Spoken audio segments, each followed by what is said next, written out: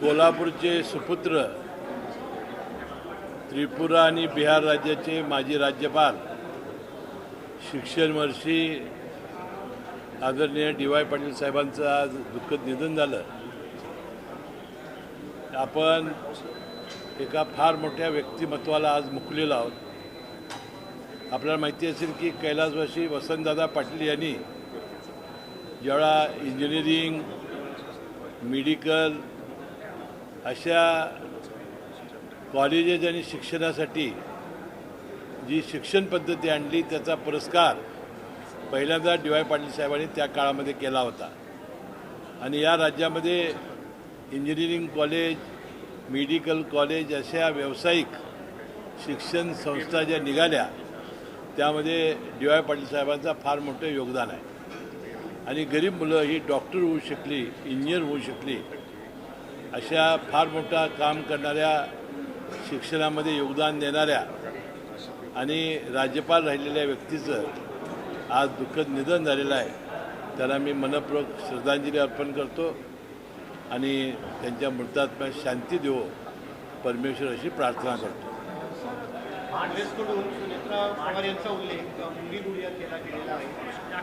आत्ताच माझे मित्र आणि या राज्याचे कृषी मंत्री भरणे मामा यांनी याचा तीव्र शब्दात धिक्कार केला पाहिजे। अशांचा तीव्र शब्दात धिक्कार करण्याची आवश्यकता आहे।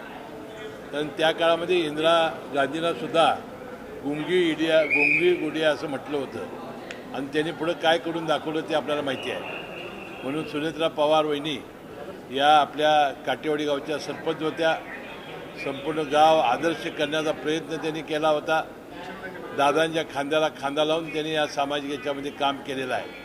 अधिक बोललं म्हणजे फार मोठं काहीतरी शहाणं झालं अशा पद्धतीचा त्या पक्षाचा जर आव असेल तर तो चुकीचा आहे। या गोष्टीचा सर्व राष्ट्रवादी काँग्रेस पक्ष आणि कार्यकर्ते धिक्कार केल्याशिवाय राहणार नाही।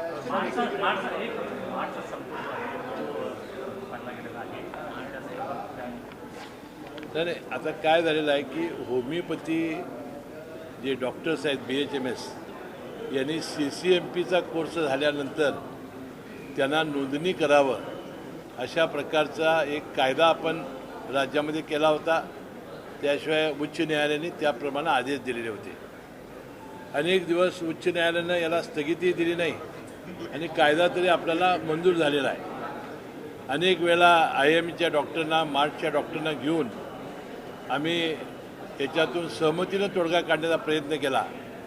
आपण या डॉक्टरांचं रजिस्ट्रेशन वेगळं रजिस्टरमध्ये ठेवू, त्यांना मतदानाचा अधिकार असणार नाही आणि IIMAचे जे डॉक्टर्स आहेत यामध्ये कसलाही अधिक्षेप आणि आक्षेप ही मंडळी घेणार नाहीत अशा प्रकारची विनंती आम्ही त्यांना केली होती। तरीसुद्धा त्यांनी 24 तासाचा बंद पुकारलेला आहे।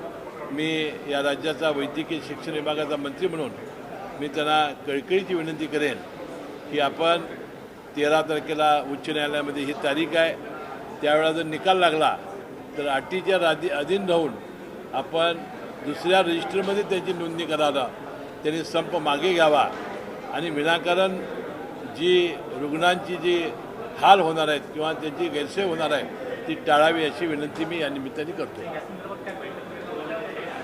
यामध्ये माझी बैठक तर झालेलीच आहे। आता पुन्हा मी सचिवांना सांगितलेलं आहे की ताबडतोब त्यांना बोलावून घ्या, पुन्हा एकदा ते चर्चा करा आणि मला खात्री आहे की निश्चितपणानं आमच्या विनंतीला ते मान देतील।